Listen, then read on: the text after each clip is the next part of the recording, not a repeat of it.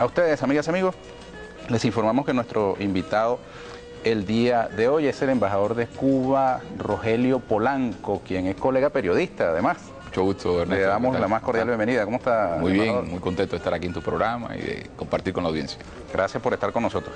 Bueno, el embajador de Cuba vino a conversar con nosotros sobre el evento internacional del momento. Se trata de la cumbre fundacional de la Comunidad de Estados Latinoamericanos y Caribeños que ha de instalarse acá en Caracas 2 y 3 de diciembre, es decir, en apenas unos días. Cuba es un país que ha estado excluido del llamado sistema interamericano, porque hasta ahora la máxima organización del continente ha sido la Organización de Estados Americanos, la OEA. Por cierto, su expulsión se acordó en una conferencia realizada acá en la ciudad de Caracas. Pero la CELAC nace con un nuevo signo. No están incluidos ni los Estados Unidos ni Canadá, el resto de los países del continente sí lo están, y además hay una confluencia ideológica. No importan los colores políticos, las ideologías que signan nuestros gobiernos, sino que el espíritu unitario se ha impuesto por encima de esas diferencias y van a instalarse acá en esta ciudad ese sueño de unidad latinoamericano que tantas luchas ha costado. Pudo ser posible esto gracias al movimiento histórico que ha venido dándose en nuestro continente y a la realidad compleja del mundo contemporáneo. Cuba entonces tiene su asiento en la CELAC. Va a venir el presidente Raúl Castro, así como el resto de los mandatarios de América Latina. Y bueno, queremos conversar con el embajador cubano Rogelio Polanco sobre este tema. No podemos dejar de lado el acontecimiento ocurrido el día de ayer, la visita del presidente Santos de Colombia, que además es abre boca, un antecedente a lo que será la cumbre de la CELAC, dos presidentes con posturas ideológicas distintas, pero que han encontrado un campo importante para el acercamiento, para el acuerdo, para la convivencia. Quisiera comenzar por allí. Bueno, muy buenos días nuevamente, Ernesto, y a toda la audiencia. Es un placer estar aquí con ustedes.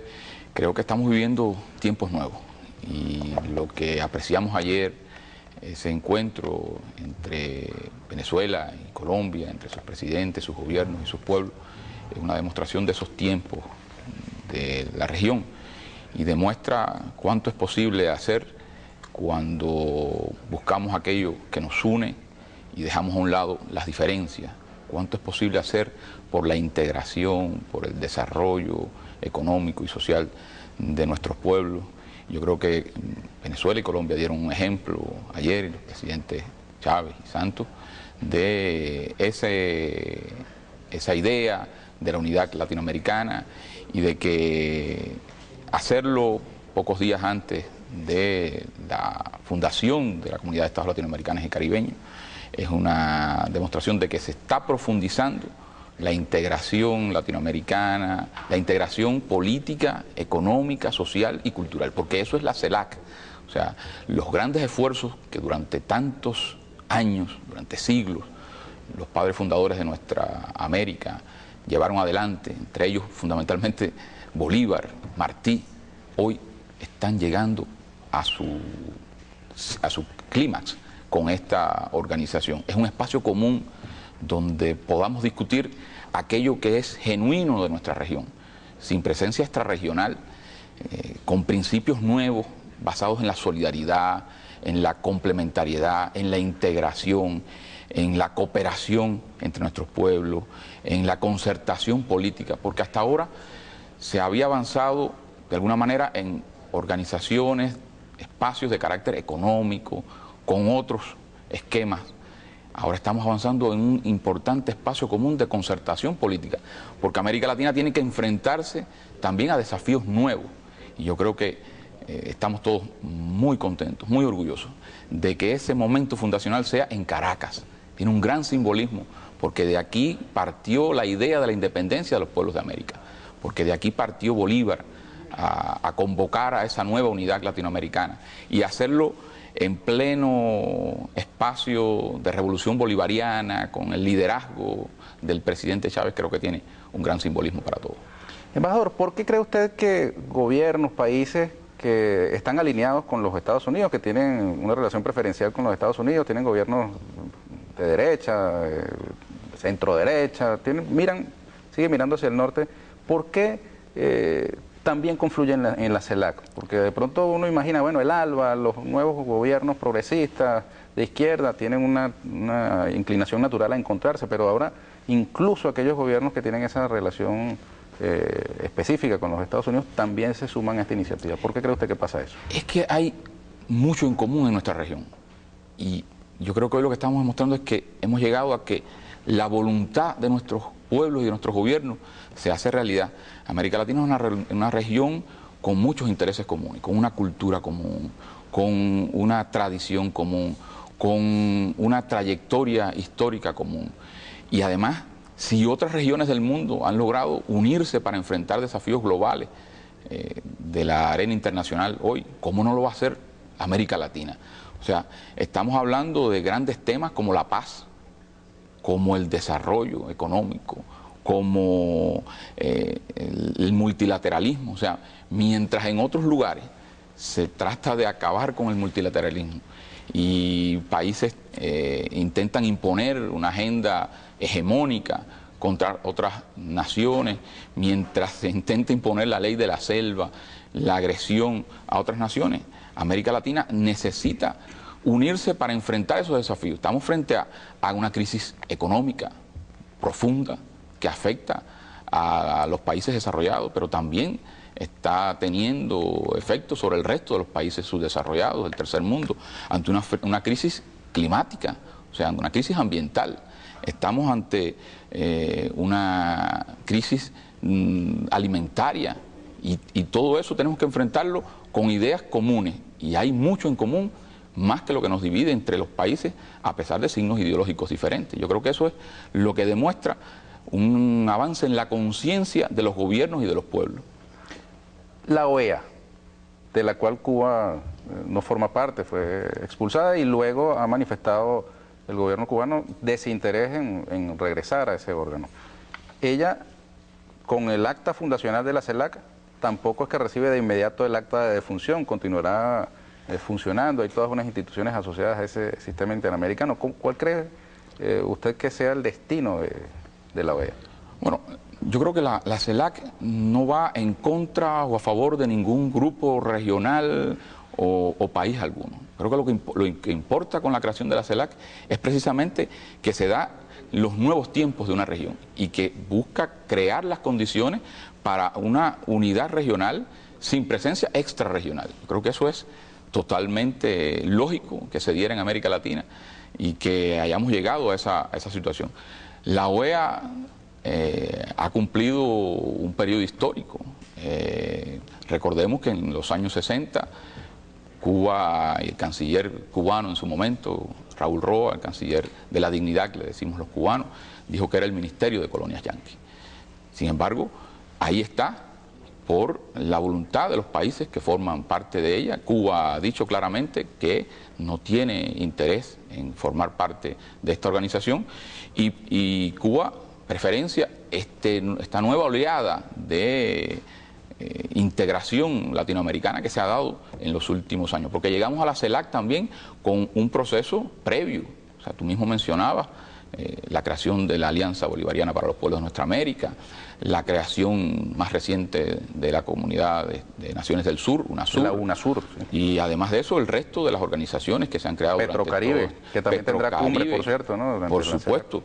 Si vamos a ver, Venezuela ha sido uno de los países que más ha hecho por la integración en los últimos tiempos. La República Bolivariana de Venezuela ha planteado numerosas iniciativas y ha sido uno de los más activos componentes de esos procesos de integración.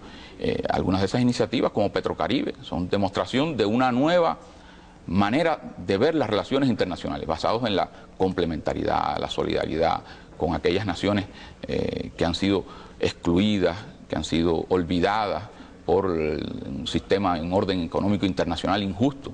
Yo creo que a eso vamos, o sea, a los nuevos tiempos, que los mecanismos de integración subregional que durante todos estos años han surgido en América Latina puedan articularse cada vez mejor y lograr que aquello que nos une sea lo que continúe desarrollando las relaciones entre nuestros pueblos. ¿Usted cree que ese paso hacia la unidad latinoamericana debilita la hegemonía estadounidense en la región? Yo creo que estamos viendo un tiempo nuevo en el cual hay una real concertación en América Latina. Tú recordabas los viejos tiempos de los años 60, cuando Cuba fue excluido de aquel sistema llamado sistema interamericano. Siempre había sido el interés de las potencias extrarregionales lograr que no hubiera una unidad regional, una unidad latinoamericana. Esto viene desde antes, desde hace 200 años. ¿Cuánto luchó Bolívar por una verdadera integración de los pueblos, una verdadera unidad? El Anfictiónico de Panamá, por ejemplo. Ese es lo fundacional de este esfuerzo de hoy. O Martí, que hablaba de nuestra América. O sea, yo creo que por eso es tan importante que lleguemos a este punto en el cual tenemos intereses genuinos, propios, Latinoamérica, el Caribe, que a veces también había sido olvidado, excluido de su entorno natural, que es nuestra región. Yo creo que tenemos que enfrentar hoy esos desafíos globales y deben comprender todos los países del mundo que hay un esfuerzo natural de nuestra región y que lo hacemos en un ámbito internacional en el cual no es posible avanzar separados, tenemos que avanzar unidos.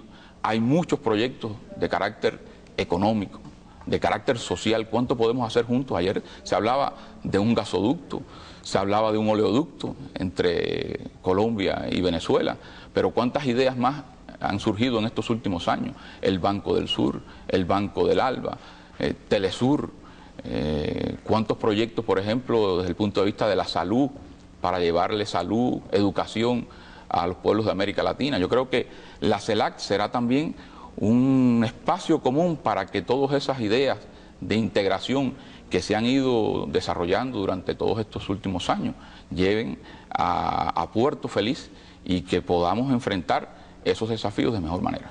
Entramos los países latinoamericanos a ese nuevo foro cargando en la mochila nuestra disposición unitaria, pero también nuestras diferencias, ¿no?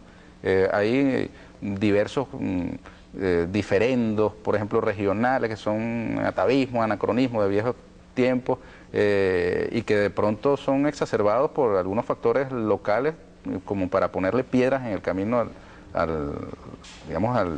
la vocación unitaria, a la vocación de integración. Tenemos diferencias de orden ideológico, de orden político, además de estas de orden territorial, y otras más, desiguales desarrollos económicos. Tenemos una cosa a favor que no se da en otra área del mundo, que es que se puede caminar desde el extremo sur hasta el extremo norte y hablar el mismo idioma. Sí. Eso, por ejemplo, no sucede en Europa, donde se cruza una esquina y ya hay otro idioma distinto. Tenemos una heterogeneidad en nuestro continente, pero que seguramente también la veremos expresada cuando esta CELAC comience a caminar con piso propio. No será tampoco, digamos, un lecho de rosas ese camino hacia la unidad, ¿no? Claro que no. O sea, habrá intentos de debilitar esa unidad, como lo ha habido durante todas estas décadas. Habrá intentos en ponerle piedras en el camino a ese proceso de unidad, y habrá grandes desafíos que necesitarán de una posición común. Yo creo que lo importante es que tengamos un foro donde esas diferencias puedan ser también discutidas sobre la base de la búsqueda de una solución pacífica. Lo que no puede imponerse es el lenguaje de la guerra, lo que no puede imponerse es el lenguaje de la confrontación. Y yo creo que América Latina tiene experiencia en eso, en buscar juntos soluciones a nuestros problemas. Recuerda que América Latina fue la primera zona de paz, o sea, libre de armas nucleares, que se creó en su momento. Hoy estamos ante un desafío. Si las amenazas contra Irán continúan y se desata una confrontación, podría provocarse un conflicto que podría llegar a ser de carácter nuclear. ¿Qué significaría para la humanidad, para nuestro planeta, una situación de esa naturaleza hoy?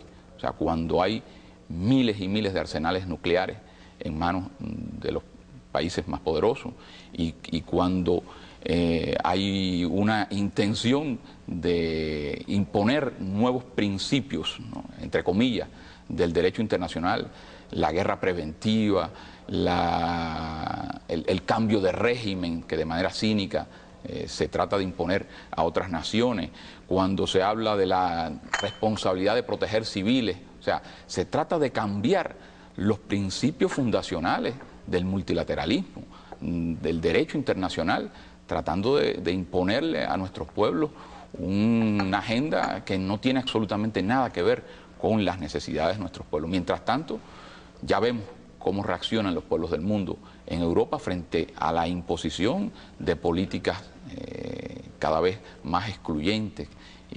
Ahí están los indignados. O sea, el mundo está indignado hoy frente a esas políticas, y que América Latina se una frente a todos esos grandes desafíos de carácter global para buscar soluciones a nuestros problemas, creo que tiene una gran trascendencia. Fidel Mese, que la fundación de la Comunidad de Estados Latinoamericanos y Caribeños es el hecho institucional más trascendente del último siglo en este hemisferio. Yo creo que tiene razón. La inclusión de todos los países de América Latina y el Caribe, independientemente de su régimen político, de su modelo económico y social, supone la aceptación por parte de la CELAC de las diversas formas, por ejemplo, de expresión de la democracia. Lo digo porque la OEA está muy influida por todo el modelo democrático llamado occidental, del Estado liberal burgués. De hecho, la exclusión de Cuba así lo confirma de algún modo. Digamos que la imposición de una manera de concebir la democracia desde la OEA ha sido uno de sus signos, ¿no? Y cuando surgen gobiernos de izquierda, progresistas en América Latina, inmediatamente todo ese sistema se vuelca a escarbar, pues, en los lunares, en las dificultades que se le presentan a estos gobiernos, con un rasero completamente distinto al que aplican en el caso de los gobiernos de derecha. Ese aspecto de la democracia, lo digo porque en Cuba existe un régimen político, el socialismo que ustedes han venido construyendo tiene un sistema de partido único, por ejemplo, ¿no?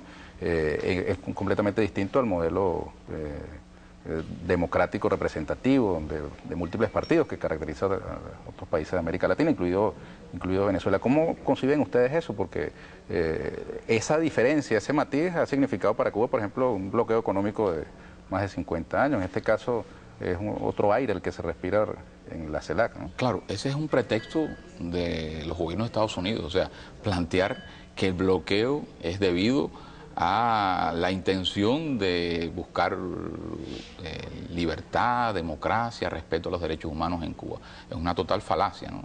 Sabemos cuál ha sido la historia del bloqueo. Es una intención de Estados Unidos de arrodillar a nuestro pueblo y acabarlo por hambre, por enfermedades, una acción genocida. O sea, cuando hablamos de democracia y derechos humanos, estarán, por supuesto, como principios también fundacionales de la CELAC, en su carácter más amplio, diverso, en el entendido de que existen numerosas formas de atender la democracia y los derechos humanos y que responde a las realidades de cada país. Yo creo que eso es también un paso de avance en cuanto a la formación de la nueva organización, que demuestra ese avance en la madurez, en la conciencia de nuestros gobiernos. O sea, que podemos tener diferentes enfoques en la manera de llevar adelante principios fundacionales como la democracia y el respeto a los derechos humanos, y eso significa que cada país, de acuerdo a sus condiciones, a sus características, a su cultura, a su trayectoria y a la identidad propia de su pueblo, desarrolla estos principios en su más amplio espectro, y que no signifiquen elementos o pretextos para el ataque, la agresión a otros pueblos, como se han convertido otros principios o otros elementos de carácter global, como el tema del narcotráfico o el terrorismo, que pretenden ser utilizados como elementos de presión, de chantaje contra gobiernos del continente. Fíjese que Cuba entra en la CELAC en igualdad de condiciones al resto de los países. Hay otro país que no pertenece a la OEA y que tampoco va a pertenecer al pleno derecho a la CELAC, pero que va a estar presente en el ambiente, y que incluso se ha planteado la invitación en carácter de observador a uno de los representantes del movimiento independentista puertorriqueño. Puerto Rico no pertenece a la OEA porque es una colonia estadounidense. Ustedes tienen una relación muy especial con Puerto Rico. Cuba y Puerto Rico son de un pájaro las dos alas, canta Pablo Milanés. ¿Cómo observan ustedes la situación de Puerto Rico? Allá yo estuve recientemente y están sumamente entusiasmados por esa posibilidad de un reconocimiento simbólico a su aspiración independentista. Bueno, yo creo que la lucha por la independencia de Puerto Rico sigue siendo una de las batallas del continente. Como tú bien has dicho, Cuba y Puerto Rico han mantenido de manera conjunta un interés independentista que viene desde la época en que José Martí, al fundar el Partido Revolucionario Cubano, planteó en su acta fundacional que estaba dirigido a lograr la independencia de Cuba y la de Puerto Rico. Cuba ha sido muy activa en el marco multilateral, en Naciones Unidas, en el Comité de Descolonización de la ONU, en la lucha por la independencia de Puerto Rico. Junto a ese esfuerzo, bueno, pues mantendremos esa posición de principio y esperamos que también en un futuro, pues por supuesto, continúe el proceso de descolonización que en su momento ganó fuerza en el mundo, sobre todo en América Latina, cuando los países, sobre todo los países caribeños, anglófonos, llegaron a acceder a la independencia. Y yo creo que queda todavía Puerto Rico y los pueblos latinoamericanos no olvidan que esas ansias de independencia están ahí y que requieren la solidaridad permanente de nuestras naciones. Embajador, las relaciones bilaterales entre Cuba y Venezuela, sumamente estrechas, luego de la llegada al poder del presidente Chávez, se están cumpliendo en estos días 11 años, ¿no?, del convenio de salud, que ha sido uno de los flancos de esta relación más profundo.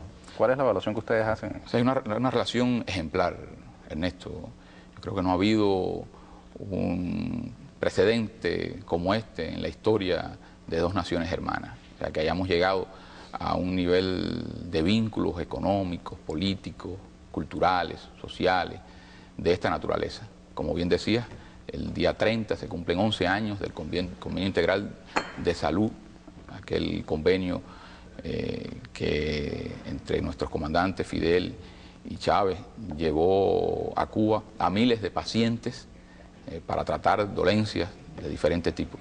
Hemos llegado ya a 400 vuelos en estos 11 años. Y alrededor de 50.000 personas han sido atendidas en Cuba, en diferentes instituciones médicas, unos 29.000 pacientes y unos 21.000 acompañantes. Esto fue el primer elemento de esa relación integral entre nuestros países. Recordemos que un mes antes de la creación del Convenio Integral de Salud se había firmado el Convenio Integral de Cooperación en su nivel más amplio, al cual llegamos el día 30 de octubre a su aniversario también, 11. Pero hoy podemos decir que Cuba y Venezuela han llevado adelante aquellas ideas fundacionales y hoy se extiende esa relación a los más diversos ámbitos de nuestra realidad, a una verdadera hermandad, una verdadera solidaridad, una verdadera complementariedad. O sea, en el ámbito de la salud, ahí está lo que la misión Barrio Adentro ha logrado como un ejemplo, yo diría que de la más importante misión de paz, misión humanitaria en la historia universal. Mientras otras potencias mundiales envían soldados a invadir pueblos, Cuba y Venezuela se ponen de acuerdo para buscar salud para su pueblo. Creo que es una demostración tremenda de los valores humanos, de los valores espirituales, de lo que está en el fondo de nuestra relación entre nuestras revoluciones, entre nuestros gobiernos y nuestros pueblos. A esta fecha, ¿cuántos venezolanos se han atendido en Cuba? ¿Alguna dolencia de salud? ¿Cuánta gente ha estado siendo atendida también acá en el país? Bueno, te decía que en Cuba, por la vía del Convenio Integral de Salud, estamos llegando a los 50.000 pacientes, o sea, 49.000 y un poquito. O sea, en el próximo vuelo, antes de finalizar el año, llegaremos a los 50.000 pacientes. El presidente Chávez hablaba el otro día de testimonios conmovedores de algunos de esos pacientes que han encontrado la vida en esta atención médica en nuestro país, que de manera solidaria, desinteresada, realiza Cuba con el pueblo venezolano.